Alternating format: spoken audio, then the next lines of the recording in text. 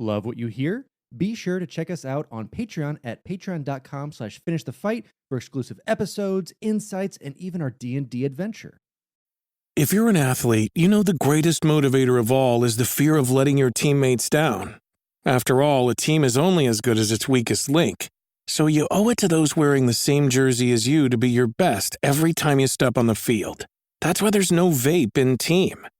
When you vape, you can expose your lungs to toxic chemicals that can damage your lungs. If you're a step behind, the team's a step behind. Brought to you by The Real Cost and the FDA.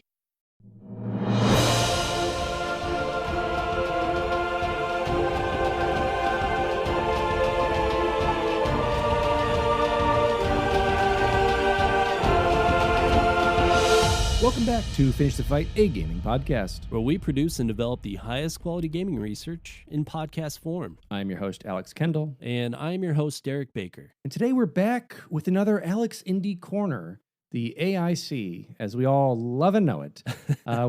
We have kind of a pioneer of sorts of kind of that second wave of indies coming about in the early 2010s. That was kind of getting this wave of not just making platformers or kind of like gimmicky mimic games of other genres, but kind of making something of its own to tell a very interesting story. And today we're going to be talking about Papers, Please.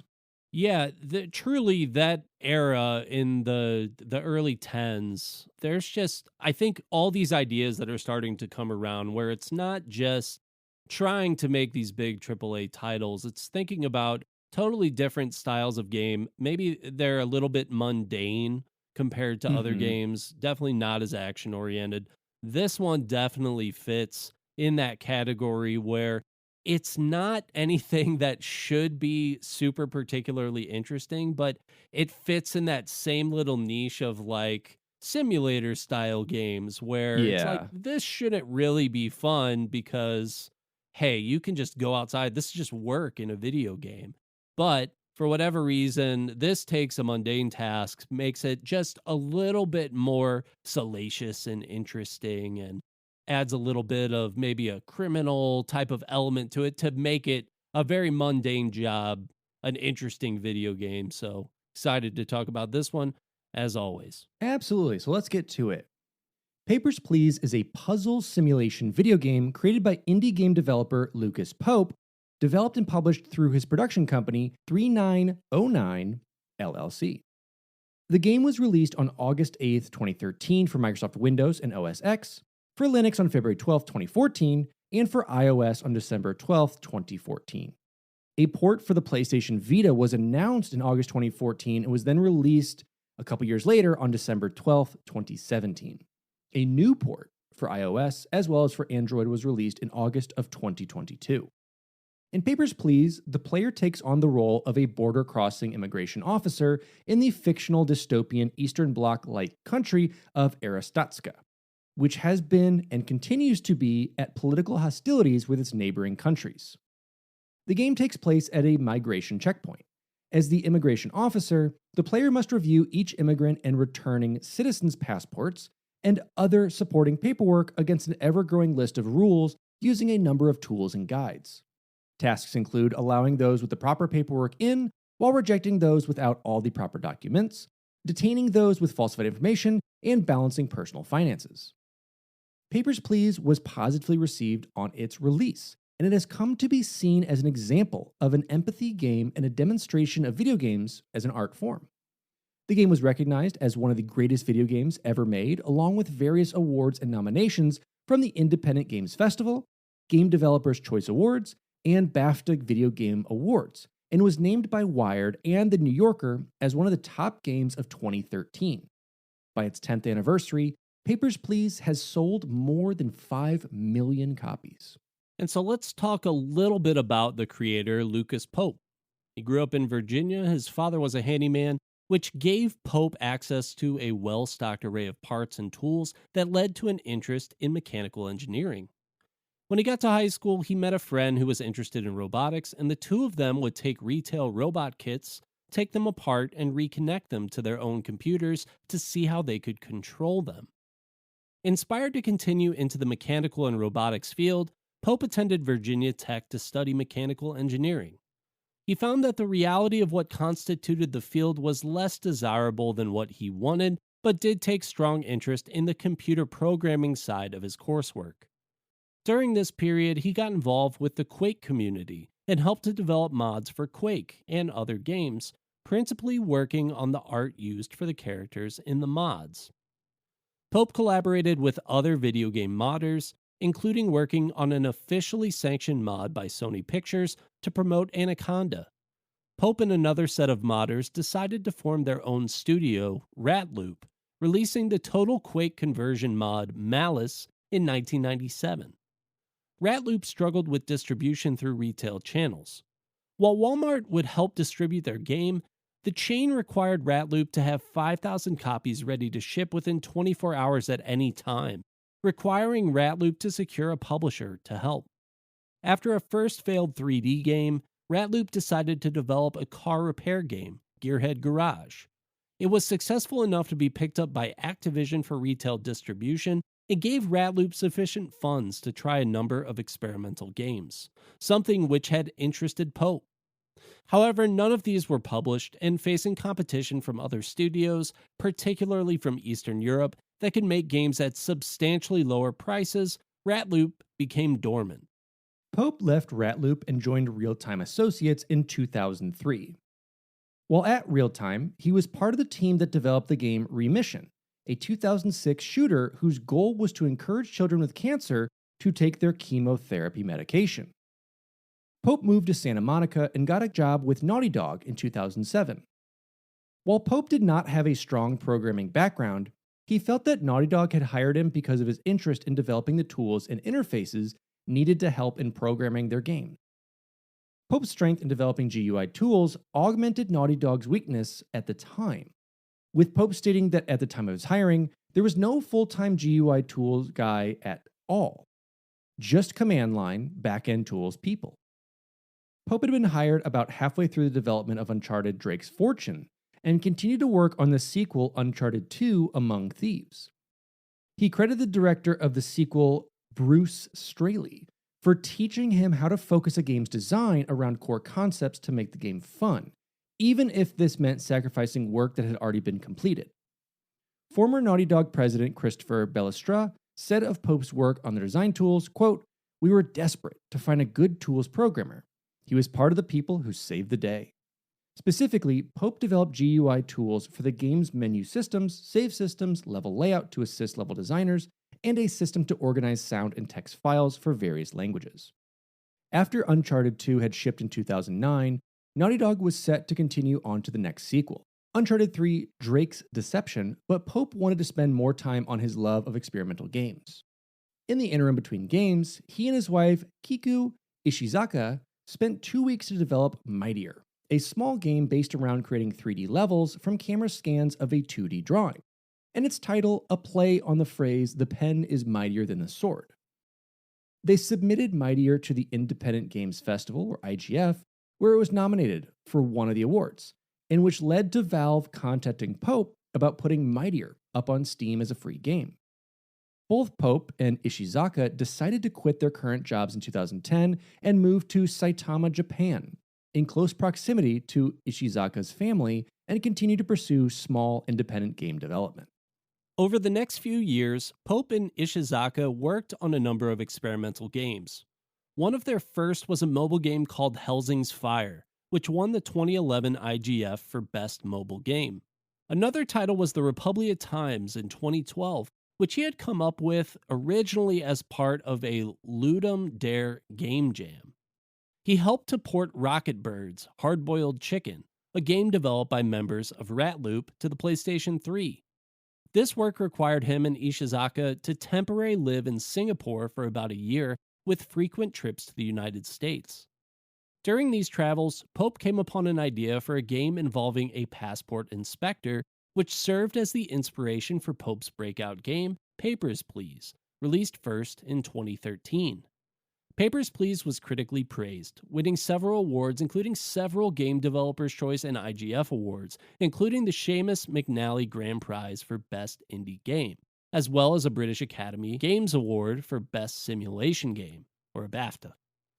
For Pope and his wife, Papers, Please was financially successful. The game had sold about 1.8 million copies by August 2016, and through 2018 still sold enough that Pope was not worried about his financial security as he was developing his next game, Return of the Obra Dinn. So as we said, Papers, Please was developed by Lucas Pope, who was a former developer for Naughty Dog on the Uncharted series. Pope opted to leave Naughty Dog around 2010 after Uncharted 2, Among Thieves was released, to move to Saitama, Japan, along with his wife Kiko, a game designer herself. Part of this move was to be closer to her family, but Pope also had been developing smaller games along with Kiko during his time at Naughty Dog and wanted to move away from the definite formula of the Uncharted series toward developing more exploratory ideas for his own games. The two worked on a few independent game titles while there, and they briefly relocated to Singapore to help another friend with their game. From his travels in Asia and some return trips to the United States, he became interested in the work of immigration and passport inspectors. Quote, "They have a specific thing that they're doing, and they're just doing it over and over again." He recognized the passport checking experience, which he considered tense, could be made into a fun game. While he had been able to come up with the mechanics of the passport checking, Pope lacked a story to drive the game. He was then inspired by films like Argo and the Bourne series, which feature characters attempting to infiltrate into, or out of, other countries with subterfuge. Pope saw the opportunity to reverse those scenarios, putting the player in the role of the immigration officer to stop these types of agents, matching up with his existing gameplay mechanics. He created the fictional nation of Aristatska, fashioned as a totalitarian 1982 Eastern Bloc state, with the player guided to uphold the glory of this country by rigorously checking passports and defeating those that might infiltrate it. Aristatska was partially derived from the setting of Pope's earlier game, the Republia Times, where the player acts as editor-in-chief of a newspaper in a totalitarian state and must decide on which stories to include or falsify to uphold the interests of the state. Pope also based aspects of the border crossing for Aristatska and its neighbors on the Berlin Wall and issues between East and West Germany, stating he was, quote, naturally attracted to Orwellian communist bureaucracy.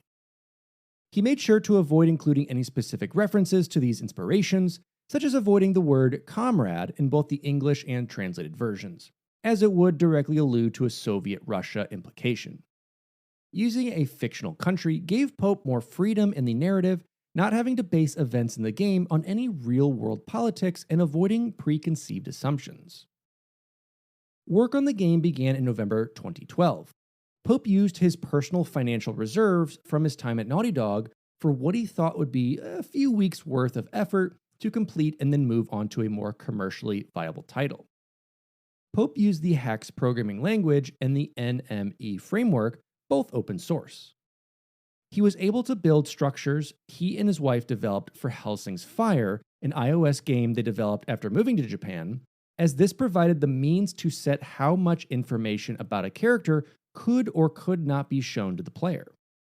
This also enabled him to include random and semi-random encounters in which similar events would occur in separate games, but the immigrant's name or details would be different.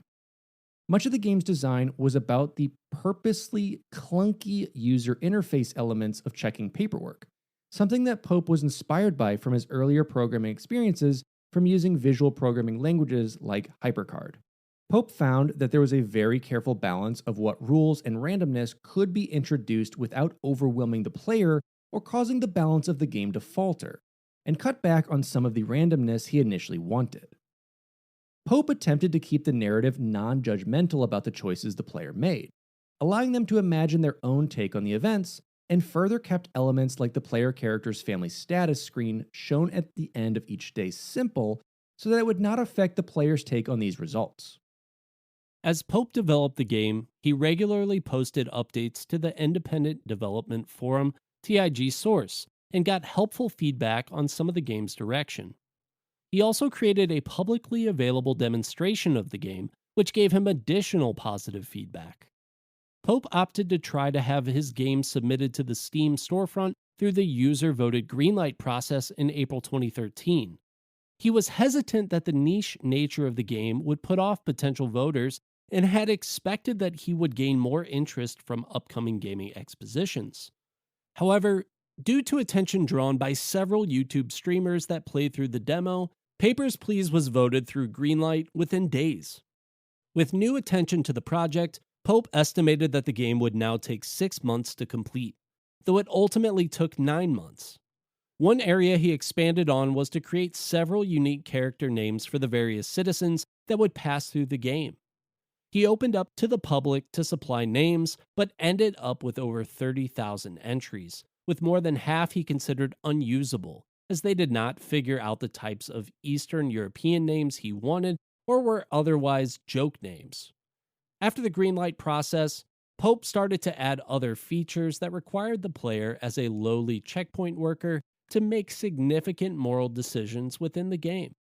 One such design was the inclusion of the body scanner, where Pope envisioned that the player would recognize this being an invasion of privacy, but necessary to detect a suicide bomber. These also helped to drive the game's narrative to provide a rationale for why the player, as the passport checker, would need to have access to these new tools in response to the larger events in the game's fiction. After being successfully voted on greenlight, Papers, Please was being touted as an empathy game, similar to Cart Life released in 2011, helping Pope to justify his narrative choices. Pope also recognized that not all players would necessarily appreciate the narrative aspects and started to develop the Endless mode, where players would simply need to process a queue of immigrants limited only by the player making a certain number of mistakes. With the full release, Pope also had the game ported to the iPad and was considering a port to the PlayStation Vita, though noted that with the handheld, there are several challenges related to the game's user interface that may have to be revamped. The Vita version, I love that combo, was formally announced at the 2014 Gamescom convention in August 2014. With the iOS release, Apple required Pope to censor the full body scanner feature from the game, considering the aspect to be pornographic content. However, Apple later commented that the rejection was due to a misunderstanding and allowed Pope to resubmit the uncensored game by including a nudity option. The iPad version was subsequently released on December 12, 2014, with the Vita releasing on the same day just 3 years later. By March 2014, Pope stated that he was kind of sick to death of Papers, Please, in that he wanted to continue to focus on smaller games that would only take a few months of time to create and release, and had already spent far too much in his mind on this one. He expected to keep supporting Papers, Please and its ports, but had no plans to expand the game or release downloadable content, but does not rule out revisiting the Arstotzka setting again in a future game. An updated iOS release and an Android port was released on August 5th, 2022. The iOS version was free for those that already owned the iPad version. Both versions were redesigned by developers to make the game playable on smaller screens without having to zoom, for example. And on the game's 10th anniversary, Pope released a free browser-based demake of Papers, Please, appearing to emulate the game on an LCD handheld console. So we've touched on it a bit, but let's expand a little bit more on the gameplay. The gameplay of Papers, Please focuses on the work life of an immigration inspector at the border checkpoint for the fictional country of Arstotzka in the year 1982. At the time frame of the game, Arstotzka has recently ended a 6-year-long war with the neighboring country of Kolechia. Yet political tensions between them and other nearby countries remain high. As a checkpoint inspector, the player reviews arrivals documents and uses an array of tools to determine whether the papers are in order for the purpose of arresting certain individuals such as terrorists, wanted criminals, smugglers, and entrants with forged or stolen documents, keeping other undesired individuals like those missing required paperwork or expired paperwork out of the country, and allowing the rest through. For each in-game day, the player is given specific rules on what documentation is required and conditions to allow or deny entry which become progressively more complex as each day passes. One by one, immigrants arrive at the checkpoint and provide their paperwork. The player can use a number of tools to review the paperwork to make sure it is in order. When discrepancies are discovered, the player may interrogate the applicant, demand missing documents, take the applicant's fingerprints while simultaneously ordering a copy of the applicant's identity record in order to prove or clear either name or physical description discrepancies, order a full body scan in order to clear or prove weight or apparent biological sex discrepancies, or find enough incriminating evidence required to arrest the entrant. There are opportunities for the player to have the applicant detained, and the applicant may, at times, attempt to bribe the inspector. The player ultimately must stamp the entrant's passport to accept or deny entry unless the player orders the arrest of the entrant. If the player has violated the protocol, a citation will be issued to the player shortly after the entrant leaves. Generally, the player can make 2 violations without penalty, but subsequent violations will cost the player increasing monetary penalties from their day's salaries. The player has a limited amount of real time, representing a full day shift at the checkpoint to process as many arrivals as possible. At the end of each in-game day, the player earns money based on how many people have been processed and bribes collected, lowered by penalties for protocol violations, and then must decide on a simple budget to spend that money on, with either rent, food, heat, and other necessities in low-class housing for themselves and their family. The player must also make certain not to earn too much money in illegitimate ways, lest his family be reported and have all the money they have accumulated thus far confiscated by the government. As relations between Arstotzka and nearby countries deteriorate, sometimes due to terrorist attacks, new sets of rules are gradually added, based on the game's story, such as denying entry to citizens of specific countries or demanding new types of documentation. The player may be challenged with moral dilemmas as the game progresses, such as allowing the supposed spouse of an immigrant through despite lacking complete papers at the risk of accepting a terrorist into the country. The game uses a mix of randomly generated entrants and scripted encounters. Randomly generated entrants are created using templates. Over the course of the game, the player may encounter members of an organization called EZIC, E-Z-I-C, which plot a coup d'etat against the Arstotzkan government. The player can also choose to escape to a neighboring country, Obristan, to start a new life with or without their family. The game has a scripted story mode with 20 possible endings depending on the player's actions, as well as some unlockable randomized endless play modes. 2 Russian filmmakers, Lilia Koch and Nikita Ordinsky of Kynadom Productions, developed an 11-minute live-action film based on Papers, Please entitled Papers, Please, the short film, starring Igor Savachkin as the passport inspector. The film was authorized by Lucas Pope after Ordinsky sent him the screenplay via email. The film premiered at the Tregorka House of Culture in Moscow, Russia, on January 27, 2018. The film debuted worldwide via YouTube and the Steam storefront on February 24, 2018. The film received overwhelmingly positive reviews on Steam upon its release. The short film's success led Koch and Ordinsky to pursue a similar short film for Beholder, another game set in a totalitarian state. Ordinsky would later voice Seaman Alexei Toporov in Return of the Obra Dinn, a 2018 video game developed by Pope, which was also a Seamus McNally Grand Prize winner. Papers, Please received positive reviews on release, receiving generally favorable reviews from 40 reviews on Metacritic. Papers, Please has been praised for the sense of immersion provided by the game mechanics and the intense emotional reaction. CBC News' Jonathan Orr called Papers, Please a nerve-wracking sleuthing game with relentless pacing and dozens of compelling characters, all from a desk job. Simon Parkin, writing for the New Yorker blog, declared Papers, Please the top video game of 2013. He wrote, "Grim yet affecting. It's a game that may change your attitude the next time you're in line at the airport." Some critics received the story very well. Ben Yahtzee Croshaw of the Escapist series Zero Punctuation lauded the game for being a truly unique entry for 2013 and even made it one of his top 5 games for that year. He cited the game's morality as his reasoning by explaining that Papers, Please presents us constant moral choices, but makes it really hard to be a good person. While you could waive the rules to reunite a couple, you do it at the expense of your own family. You have to decide if you want to create a better world or just look after you and yours. As of March 2014, at the time of the BAFTA Awards, Pope stated that the game had sold 500,000 copies. By August 2016, 3 years after release, Pope stated that more than 1.8 million copies had been sold across all platforms, and as we had said at the top of the episode, by its 10th anniversary, the game had sold 5 million units.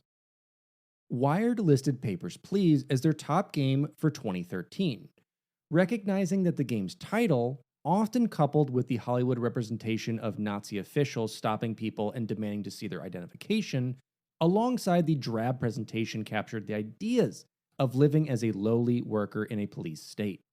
In 2019, the game was ranked 45th on the Guardian newspaper's The 50 Best Video Games of the 21st Century list. Some critics reacted against the paperwork gameplay. Stephanie Bendixson from the ABC's game review show Good Game found the game tedious, commenting, quote, "While I found the issues that arose from the decisions you are forced to make quite interesting, I was just so bored that I just struggled to go from one day to the next. I was torn between wanting to find out more and just wanting it all to stop." Papers, Please is considered by several journalists as an example of video games as an art form. Papers, Please is frequently categorized as an empathy game, a type of role-playing game that asks the player to inhabit their character's emotional worlds, as described by Patrick Begley of the Sydney Morning Herald, or as described by Pope himself, other people simulators. Pope noted that he had not set out to make an empathy game, but the emotional ties created by his scenarios came about naturally from developing the core mechanic. And as we know, Papers, Please won the Seamus McNally Grand Prize, Excellence in Narrative, and Excellence in Design Awards at the 2014 Independent Games Festival Awards and was nominated for the Nuovo Award. The title also won the Innovation Award and Best Downloadable Game at the 2014 Game Developers' Choice Awards. The game won Best Simulation Game and was nominated in the categories of Best Game, Game Design, and Game Innovation at the 2014 BAFTA VGAs. Papers, Please also won an Interactive Narrative and Game Plus Play Peabody Award in 2021.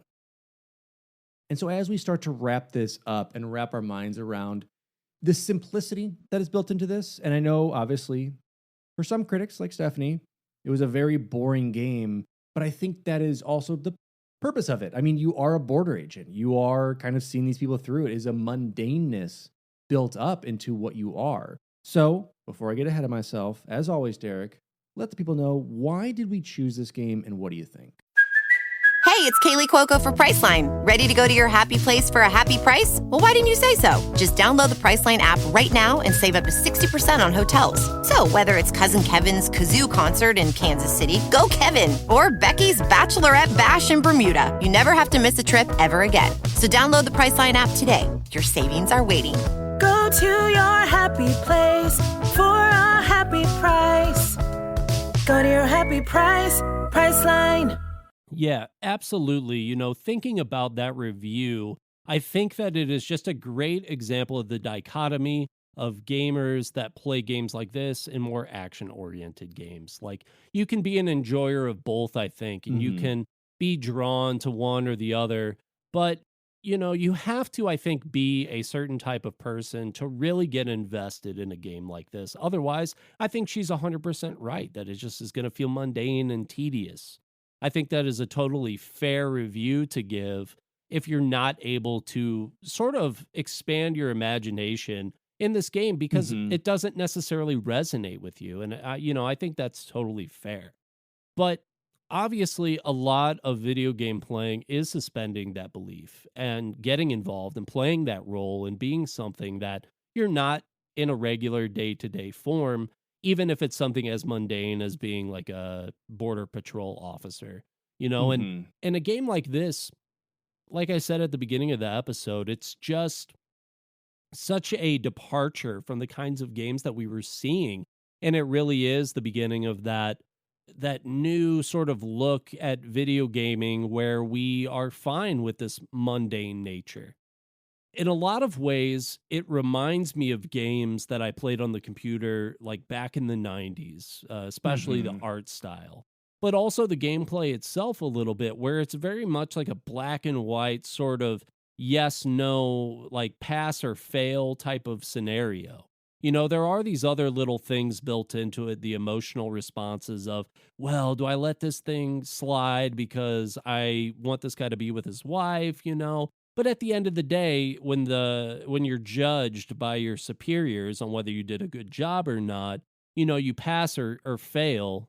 And that is a very, I feel like a very 90s, like simplistic video game style of game where it's just like a very quick, like, nope, you done goofed. Yeah. Not a lot of little subtleties that happen, even though there are a lot of little subtle interactions that happen with these different characters. So just a really fun game that has a lot of depth that is deceiving, I think. And I really loved just the little story about him thinking this is going to be a 6-month thing, and then it becomes 9-month. I mean, this is like his proverbial baby in a way that literally took the 9 months to get out there, and then obviously very fruitful for him. So very cool, and loved that little coincidence. Yeah, it's one of those things too where he sees this game as like, I just want to get done with.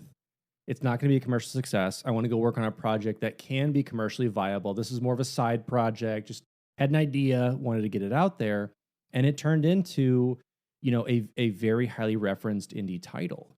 And you're right, it is simplistic in nature. It can be boring at times, but if you get past those like day 1, day 2, day 3, you start to see a lot more and the more dimensionality that is this world that is building through it. Of like, yeah, there on one of the days there is a terrorist attack. And it's like, whoa, this game's a little bit more than I thought it would be. And then that's when you get more rules of like, okay, people from that country can't come. Or people from this region are not allowed and they have to have this, this, this. And the game does bog you down. And it is nerve-wracking. You know, by the end of the game, you're checking like 7 pieces of paperwork. Like, okay, do you have this? Do you have this? Okay, is their name right? Okay, is it the correct stamping they needed from this region? Is that the correct seal? And it adds up. And there's those little story beat moments of like the random NPCs you can run into as you check their paperwork, but also those scripted ones. And those will all affect how the story is going to end. What is of those great 20 endings you can get? It drives that narrative, and it does give you, and it builds in that replay value to know that of like, oh, I didn't do that, and then this happened. What if I did accept that huge bribe? What if I did allow in that guy's wife? What would happen if I did that because I didn't do it this time? And it does add that replay value, especially now that it has been ported to a better optimized iOS or Android title. It is a very fun, like, waiting at the airport style game where you're just kind of like, okay, checking things out. How does it go? How does this work? And it definitely, like, I think for me, fits into that niche of like, we were figuring out what can you do in a 1-person studio or 2-person on some of this. And we're seeing so many more titles that are coming out with 1, 2, 3 people working on it. There's Tiny Teams, which is a indie kind of festival, an indie spotlight on these really, really small studios or bedroom studios, as they're calling a lot of them, for titles that are pretty big, that fill in this gap that people want, that, like, you know, the 45th Call of Duty can't fill in. Sure. And it's really cool to see that continue to build. Sure, absolutely. And games like this, I think, pave way for more features like this in other bigger video games as well, because you demonstrate in a way that there is an interest in some sort of this going on within the video game realm. You know, what if one day a game or an activity like this makes its way into a Call of Duty? Like, that's 2 very, very different things, but potentially I think it just opens a lot of doors for people to explore more creativity, things that people normally may have looked at and said, no, that's too boring, that's too mundane. And then they see a game like this come out and they say, hey, maybe not. maybe this could be cool. And we could focus in, I think, on the just the occupational aspect of this without the emotional aspect. And it's the entire simulator series, farming simulator, lawnmower, power washer, like, even like house flipper, car mechanic. Like there's all these things in there that those don't have the emotional side of this as well.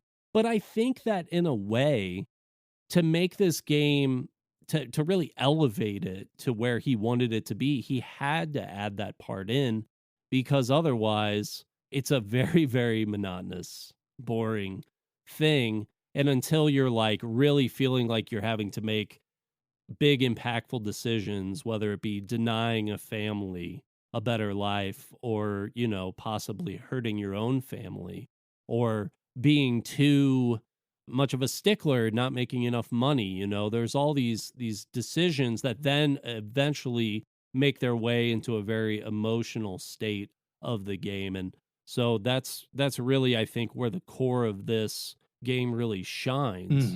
And for me, it's like an 8.5 out of 10, I think. What about you? Yeah, I think you're right on that. And there actually was Contraband Police dropped in March of 2023, so this year, that basically takes Papers. What if you took Papers, Please, and you made it a 3D move around driving game, all these other things of like checking out all these people trying to cross the border. You're checking their car, you're checking their person, you're checking all these things. So it takes that idea of Papers, Please and has now brought it to an indie title 10 years later that has fully expanded on that idea of it and has picked up huge popularity in the streaming community and has made its rounds on like TikTok clips and all this other crazy stuff with it. And it's cool to see. I think that's great, where it's like you can bring jank together of these kind of janky looking people that are not polished with janky mechanics and gameplay that just work. And so it's really cool to see how each of these indie games evolves and people take that idea they played 10 years ago, maybe as a kid, maybe as a fledgling developer, like, hey, I like that idea. I think we can make it bigger. And so if I had to give this a rating, I think to everyone out there, it's just glory to Ostatska. Out of 10, it has continued to shape the gaming sphere, the gaming universe, and I'm so excited to keep seeing how the indie side of gaming will keep pushing the envelope and keep pushing for innovation and really fun games and a lot of stuff just to play with your friends. Absolutely. I think that's a really great way to end it. This has been fun. Another great little indie bonus episode, bite-sized episode that maybe matches 1 or 2 full-size episodes, but we're going to ignore that fact because we can. Exactly. Thanks for listening to, I think we all know it, AIE, Alex, indie episodes, or I said something else at the top of the episode, but either way, welcome and good night. Finish the bite-sized episode. Okay, goodbye.